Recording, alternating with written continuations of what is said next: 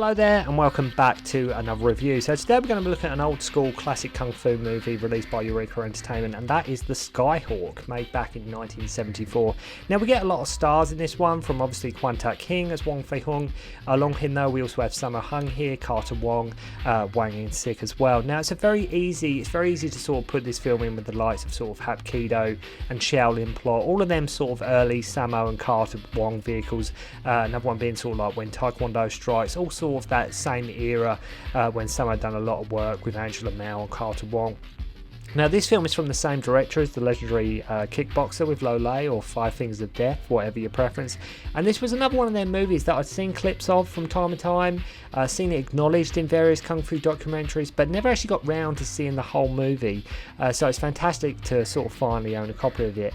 Now say what you will about Jet Li, to many Hong Kong aficionados like Kwan Tak King, it is the original Wong Fei Hung, after starring as the character in many movies. So many in fact that I think them original sort of Wong Fei Hung movies are in the Guinness World Records for the most amount of movies in a film series, which is sort of no small feat.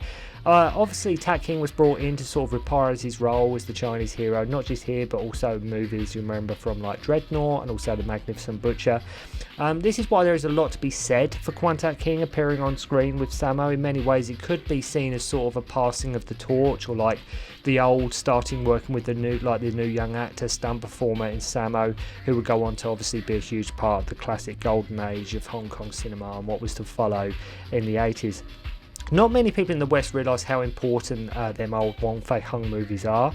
Shik Tian got his role thanks to Bruce Lee insisting that he play the villain in Enter the Dragon, largely due to him playing bad guy roles in the original Wong Fei Hung movies, Mr. Han.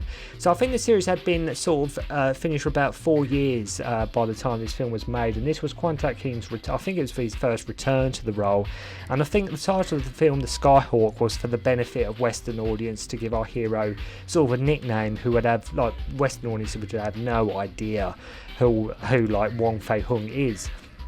And much like Big Boss before it, the movie decides to go for Thailand as its setting, maybe largely due to the fact that Big Boss was a hit. Let's set it in Thailand and basically take, large components of that movie. Even have Nora Mao, who was in the Big Boss briefly, and Fist of Fury, and sort of Way of the Dragon. So like with Hapkido, represents that change sort of from the Bruce Lee era into the new era of sort of, okay, sort of where are we going next, in terms of like what was changing with these Hong Kongs. Like I say, they were always looking for somebody to fill the shoes of Bruce Lee, and that period between like 73 78, there were they were really trying to sort of who is going to be the next star. Obviously we had Jimmy Wang Yu. Sammo was very much up and coming, getting his feet firmly established, and going to direct Iron Fisted Monk and so forth, and also starring in a few of the King Hu movies as well. But as I say, it was that point where the Hong Kong movie industry was sort of, okay, so where are we going? Now, I mean, Sammo was 22 at the time, and the film's fight choreographer, and of course he wasn't a master yet, but like with them early Angela Mao vehicles, he was very much sort of on his way. He was, I think up to sort of, Warriors 2, I think I always took it as every film Sammo was in up to that point, whether, like I say, it's Shaolin Plot or whatever it may be, Valiant Ones as well. I think every film he was in, he was picking up more and more and more. I think Sammo was like basically a complete sponge at this point. I think he was absorbing so much and taking it all in, much like probably Jackie did, during that low way period. Although many argue they're not his best films ever, but in terms of like experience for Jackie and enabling him to go on to do Fearless Hyena and Young Master and so forth, I think it was the experience. And I think, like I say, Sammo here, 22 years old at the time. You say, but the fights in this movie, they're shot a lot closer and a lot harder. The rhythm is up a bit, fluidity is there, and there's a lot of other kung fu vehicles at the time which for the most part a bit scrappy in places. I think Sammo was really trying here to sort of, what can we do, like how can we change it up. So you will notice right away, if you do pick this film up, of how the first thing you will see, regardless of the film itself, is how awesome it looks. We have Wong Fei Hung, the student Fatty. that's played by Sammo Hung, if you hadn't guessed. Watching Carter like beat up some guys on this road they are walking on. Check out Carter doing like this massive high jump and landing with his knees into like some guy's throat at one point. And these hoodlums get beat and return to Hwang Sik with like super long mop haircut. And what does he do? Well, he just kicks the like crap out of them as they let Carter get away, as like any kung fu villain would do.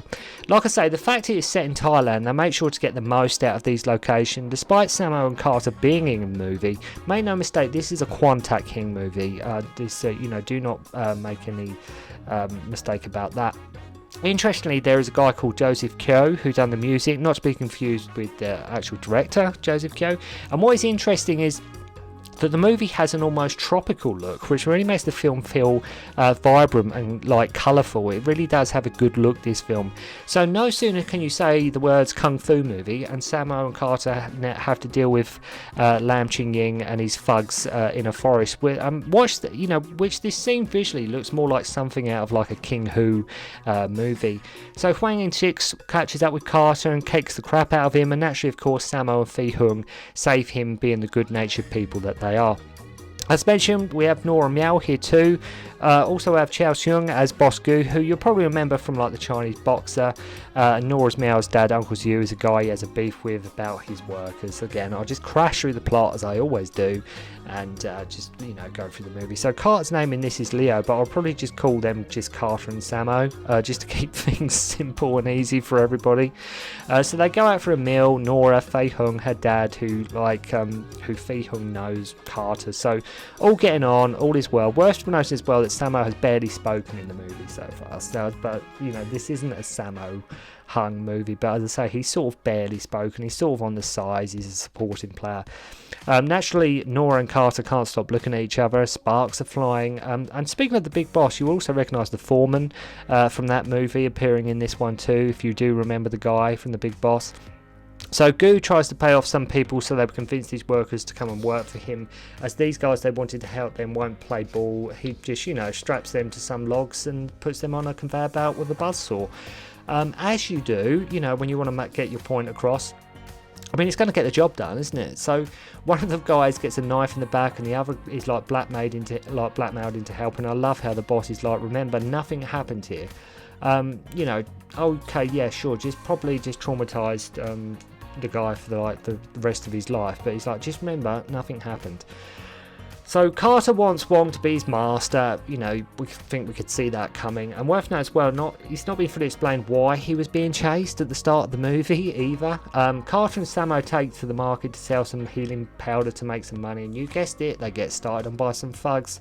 As they always do in these films, whenever they go to the market, somebody's going to have beef. Somebody's going to have beef with either something you're doing, saying, or selling, or whatever it may be. These markets in these kung fu movies, they are never, ever, ever friendly places. So as I say, they get started on by some thugs, they say, Gu's fist is the law. So they get beaten, and just because Fei Hung is staying at Uncle Zhu's, Boss Gu is like, maybe they are plotting against us, right? He comes to this conclusion, like, maybe they're plotting against us. I mean, paranoid understatement. So Boss Gu is like, these girls he is going to sell to Japan, and one of them escapes, who randomly finds Hwang Sik at his temple, and after beating the crap out of her pursuers, you think, oh, that's cool, like, he's come to her aid. But after an offer from Boss Gu, he's like, okay, fine, you can have the girl. You think he's actually going to help her, and then he's like, he doesn't at all.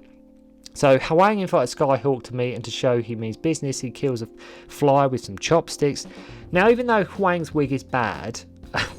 wig is bad in this, he's still not 36 Deadly Stars bad, if you remember my review to that. I think that's got to be a contender probably for the worst wigs in a kung fu movie I've ever seen. There's a number. I'll have to do a video actually where I just do my top 10 bad wigs in classic kung fu movies, but I think 36 Deadly Styles is definitely up there if you have seen that. I mean, Huang Jianli's wig in that movie, something to behold. Anyway, I'm going off topic, but yeah, the wigs in this they're not quite 36 Deadly.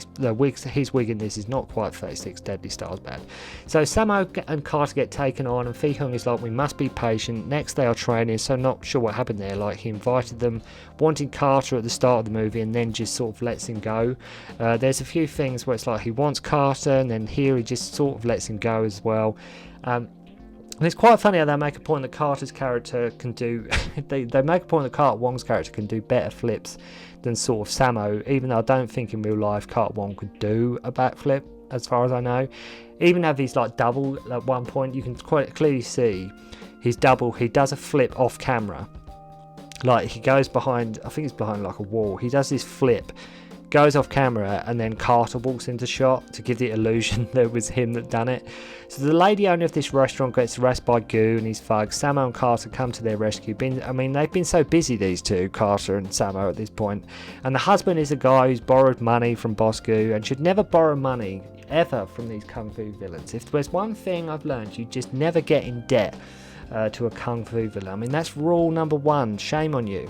So Huang challenges Fi-hung again after pouring like boiling water on him, and again lets him walk away. Naturally, of course, our villain in this, if he wasn't bad enough, is dealing in opium and sending it to Hong Kong. And when did you know it, Sammo and Carter get beaten up again. Have to love how the wife in the restaurant sticks by her husband,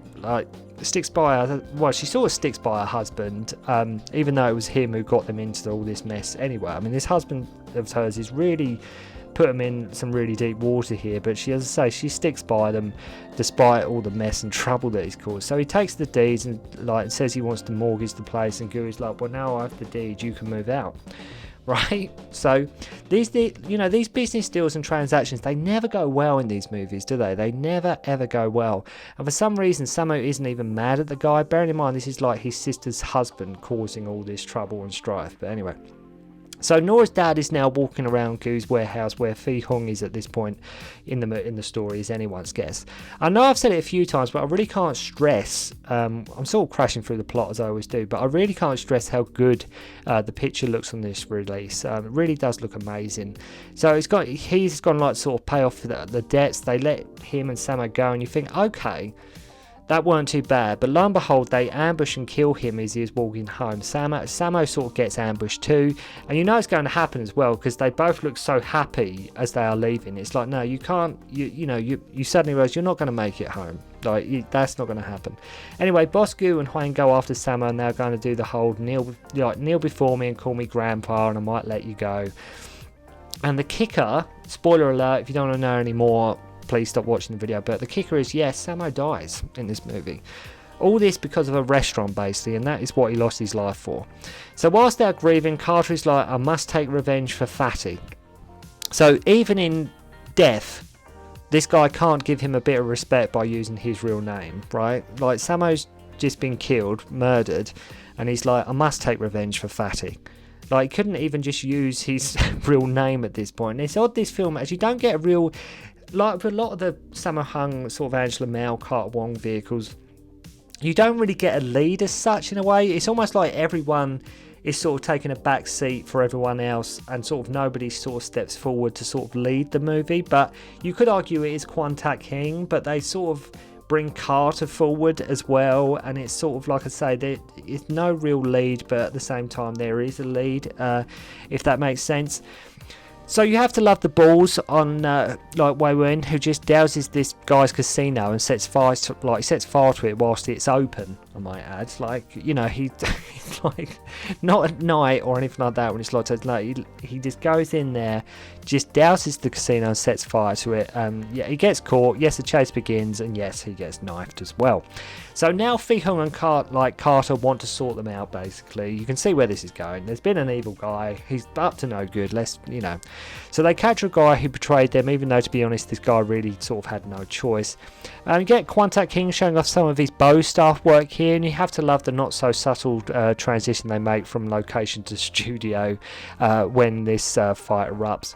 Carter does his knee move again, and Fi-hung starts using like his fan. A lot of knife fighting in this movie as well, which again we did see a lot of, if you recall, in The Big Boss. There's quite a lot of, if you look at The Big Boss, a lot of it's almost like Streets of Rage or Final Fight Big Boss. It's the fight, a lot of knives involved, and here as well. The knives are very much brought forward again, which we, as I say. So Carter at this point is totally unhinged and he's going for it. Fei Hung tells him not to kill, yet he does. Huang turns up, and just funny how now, despite all the great locations used in this movie, it just becomes like the ending. It just becomes like your typical average Shaw Brothers set, if you know what I mean. It's quite obvious. So Carter goes for it and kills Boss Gu and Huang, and it's a great, look, Quan Tak Hing gives him at the end, like, you really didn't have to kill them, he gives him this look like you really didn't have to do that. But the movie is great, and it seems to have loads thrown in, and whilst it doesn't all work, I would say 80% of it does, and there is still loads to be enjoyed here. As I say, I think, as far as I know, I mean, I've seen it. It's almost one of them movies that I've seen so many clips of, and it's been referenced so many times, or in like over the years, and especially in documentaries like about that I've watched back in the day. But it's nice to finally have the Skyhawk.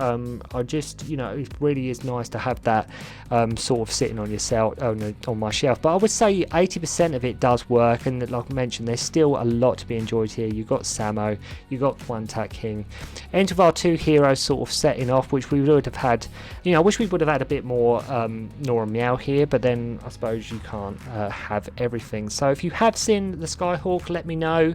What did you think of the movie? And yeah, I'd love to hear your thoughts about it, and to leave that in the comments below. So thank you very much indeed for watching. Thanks for watching the review, and I'll see you again soon.